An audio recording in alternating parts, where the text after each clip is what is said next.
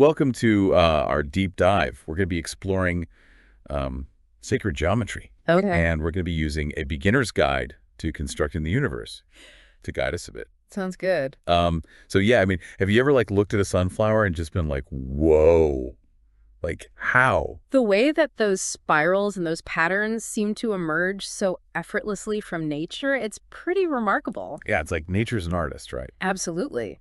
And the ancients, they seem to understand that there was a deeper order, a hidden language to this artistry. They called it sacred geometry. It's like they had a whole different way of looking at math. I mean, I struggled with algebra in school, but this idea of shapes and numbers as these like building blocks of the universe, that's kind of cool. It is cool, isn't it? And they believed that by understanding these geometric principles, these archetypes, we could gain a deeper understanding of ourselves and the cosmos. So where do we even begin with something like that? Well, a good starting point is with the concept of the monad, the one. Imagine, if you will, the seed of a tree. Okay, got it. A tiny little seed. That seed contains within it the potential for an entire tree, right? Yeah, Even though we only see a fraction of that potential in the physical form of the seed. I see. So the monad, the one, it's like that seed. Exactly. It's the invisible source from which everything in the visible world unfolds. Okay, so that makes sense.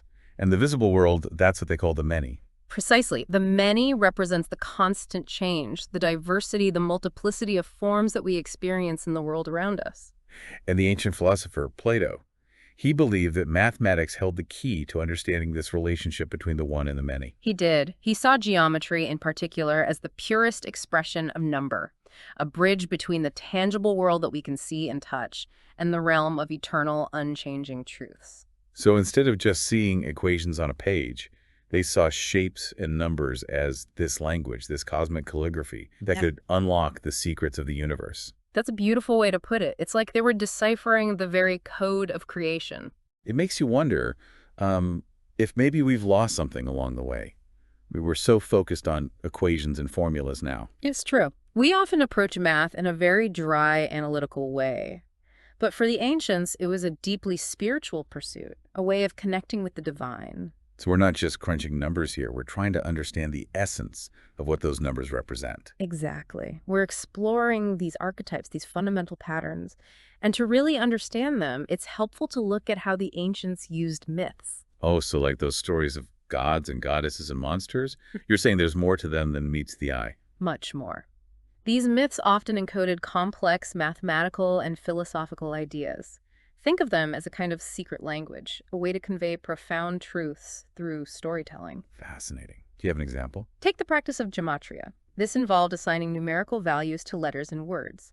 It allowed them to find hidden connections between seemingly disparate concepts, like uncovering a secret code within a story. Whoa, so there could be all these layers of meaning hidden within these myths that we've just like completely missed. It's like those ancient stories suddenly became a lot more interesting. It's a whole new way of approaching them, isn't it? And as we delve deeper into the archetypes themselves, we'll uncover even more of these hidden connections. Okay, so let's start with the first archetype. What comes after the oneness of the monad? Well, from the unity of the monad, we move to the dyad, represented by the number 2. And this is where things really start to get interesting, because the dyad introduces us to the concept of duality. Duality, huh?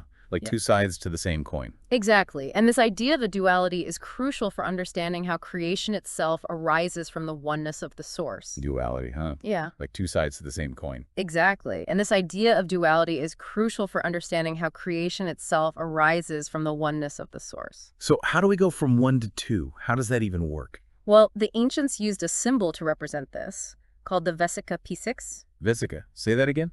Vesica piscis. It's basically the shape you get when you have two circles overlapping. Okay, I can kind of picture that. So like two bubbles merging together. Yeah, exactly. And that area where they intersect, that almond shape, that's the vesica piscis. And it represents the meeting point of unity and separation, the very essence of duality. Interesting. So it's not just about two separate things, but about how those two things interact and create something new in that overlap. Exactly. It's the interaction, the dynamic tension between those two forces that gives rise to creation. Okay, so we see duality everywhere. I mean, light and dark, good and evil, Yeah. you name it. It's like the universe thrives on this push and pull. And we experience it within ourselves, too, don't we? How so? Well, think about the different sides of your own personality, the inner conflicts, the opposing desires we all have. Ooh, yeah, for sure. Like, should I eat the chocolate cake or stick to my diet? Exactly. That's the diet playing out in your life. But seriously, those internal struggles, those are all part of this dance of duality. So it's not about trying to eliminate those opposing forces, but about finding a way to balance them. You've got it. But it's important to remember that getting stuck in that duality, in that sense of separation, can lead to imbalance. And that's where the next archetype emerges, the triad. The triad. Okay, so we're moving from 2 to 3. What does 3 represent in this cosmic dance? The triad, represented by the number 3 and the symbol of the triangle, seeks to resolve the tension created by the dyad. It's about finding balance. Triangles, triangles. I always think of those yield signs on the road. Well, they are designed to get your attention. But yes, the triangle represents stability, just like you see in those yield signs, or in architecture with those strong triangular supports. So how does the triad bring balance to the duality of the dyad? How do these concepts connect? Well, if you picture the vesica piscis, again, those two overlapping circles, you can actually draw a perfect triangle within that almond shape. Oh, right. I can see it now. That triangle represents the triad, emerging from the dyad, bringing a sense of harmony and equilibrium. So it's not about erasing the duality, but finding that third point, that center, that holds everything together. Exactly. It's that point of resolution. It's like, in any good story, you need that element of conflict, that tension to keep things interesting. But you also need some kind of resolution, some way to bring those opposing forces into harmony. And the triad reminds us that often the most powerful solutions, the most creative breakthroughs happen when we find a way to integrate those seemingly opposite perspectives. That makes sense. So we've gone from the oneness of the monad to the duality of the dyad, and now to the balance of the triad. What's next in this unfolding pattern? Well, with the triad, we've moved from the two-dimensional world of the circle and the vesica piscis into the realm of three-dimensional space. And this brings us to the tetrad, represented by the number 4. Okay, I'm intrigued. The tetrad. So if the triad is about finding balance, what does the tetrad bring to the table? The tetrad is about manifestation, about those principles taking shape in the material world. Think about the shapes associated with the tetrad, the square, the tetrahedron, the cube. These are the archetypal building blocks of our physical reality. Right, like those building blocks kids play with, those are all tetrahedrons. Exactly. And those basic shapes form the foundation for so much of what we see around us, even in nature. That's true. You see those shapes everywhere when you start to pay attention. It's like a hidden code that reveals itself. But how did the ancients connect those shapes with the natural world? Did they have like a system for that? They did. They associated the tetrad with the 4 elements: earth, water, air, and fire. Oh yeah, the elements. I remember learning about this in school, but I always thought of them as kind of symbolic, not really scientific. And they are symbolic, but they also point to a deeper truth about the nature of reality. The ancients may not have had the language of modern physics and chemistry, but they understood that the physical world was made up of different states of matter, and they used the elements to represent those states. That's so cool. So Earth would be like solids, water is liquids, air is gases. What about fire? Fire is interesting because it's not really a state of matter in the way that the others are, but it does represent a kind of transformative energy. Right. It can create and destroy. It's definitely powerful. Okay, so we've got the 4 elements representing the 4 states of matter. That makes sense. But where do we go from there? What happens after the 4? Well, after the 4 comes the 5, and with it, we move into a realm that is even more closely tied to life itself. This brings us to the pentad, symbolized by the number 5, and those intriguing shapes, the pentagon and the pentagram. Ah, the pentagon and the pentagram. Those always seem shrouded in mystery and symbolism. I'm ready to dive into those. What did the ancients associate with these shapes? The pentagon and the pentagram. Those always seem shrouded in mystery and symbolism. I'm ready to dive into those. What did the ancients associate with these shapes? Well, the pentad represents life and regeneration. It's also closely tied to something you've probably heard of, something called the golden ratio. The golden ratio, yeah. I've always been fascinated by that. It's like this mathematical concept that pops up everywhere in nature, right? Like it's this hidden code for beauty and harmony. Exactly. Think about a 5-petaled flower or a starfish, even the spiral patterns you see in seashells.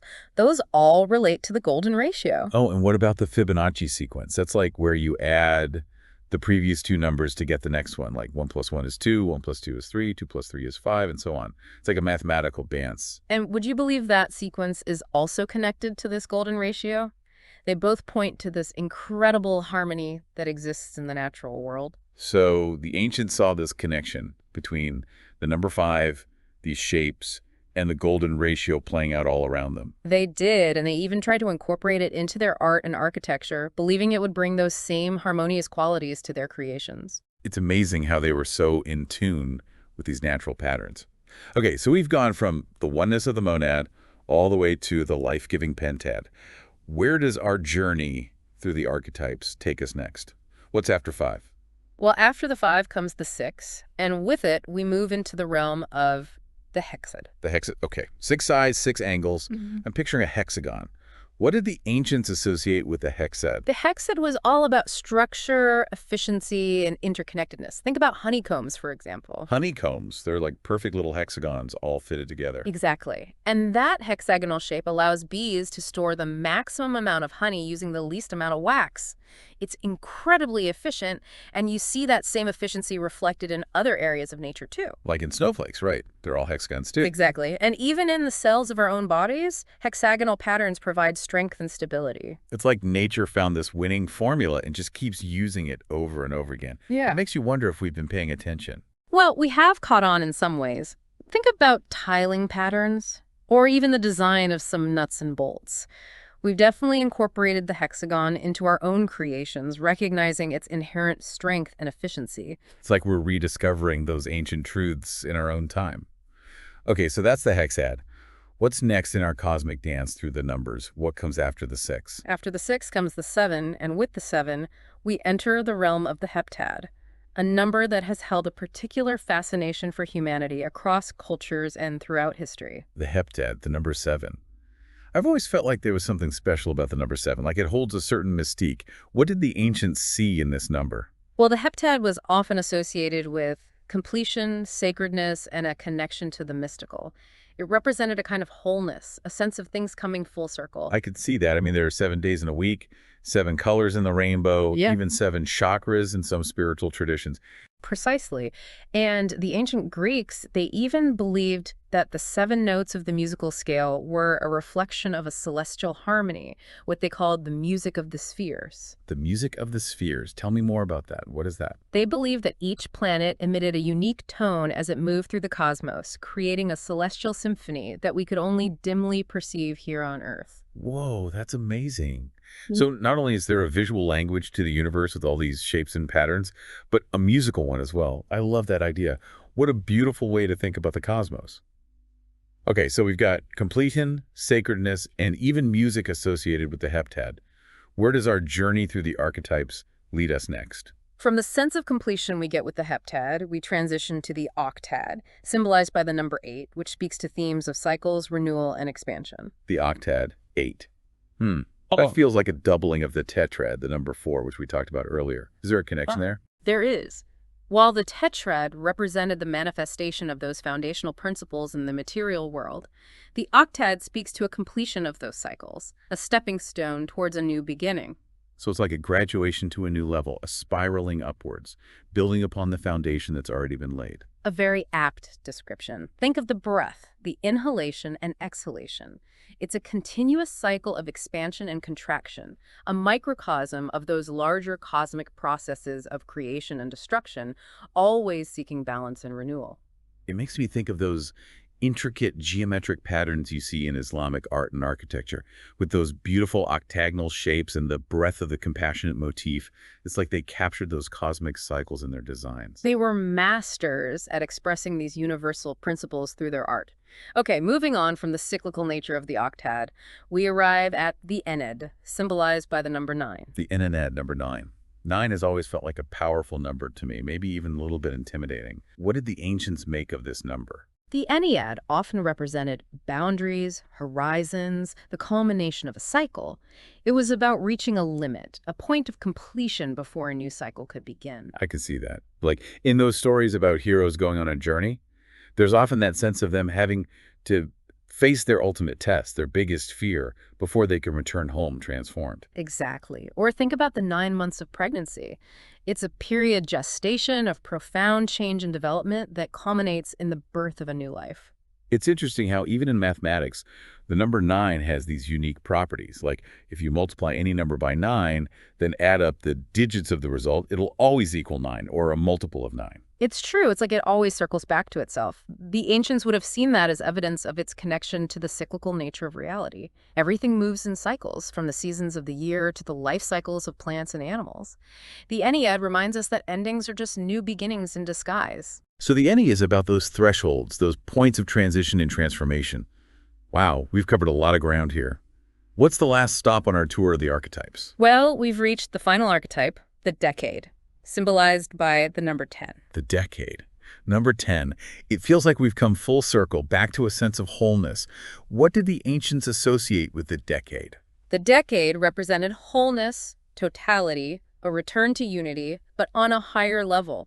Imagine a spiral that returns to its starting point, but with each rotation, it expands outward, encompassing a wider perspective. So it's not just about going back to the beginning, but about integrating everything we've learned along the way, incorporating all those experiences into a more expansive understanding of ourselves and the universe. Precisely. It's about recognizing that we are part of something much greater than ourselves, a cosmic dance that has been unfolding since the beginning of time. This whole deep dive into sacred geometry has been mind-blowing. It's like I've been given a new set of glasses, and now I see the world with fresh eyes. Everywhere I look, I see these patterns, these connections, these echoes of those ancient truths. That's the beauty of it. Once you start to see the world through the lens of sacred geometry, it opens up a whole new level of meaning and wonder. You begin to appreciate the interconnectedness of everything, the elegance of those underlying patterns that connect us all. It makes me want to go out and explore, to look for those patterns in nature, in art, in music, even in my own life. Thank you so much for taking us on this incredible journey through the world of sacred geometry. It's been truly enlightening. It's been my pleasure. I'm always happy to share my passion for this fascinating subject. Remember, the universe is a living, breathing mystery, and there's always more to discover. Keep exploring, keep asking questions, and you never know what you might find.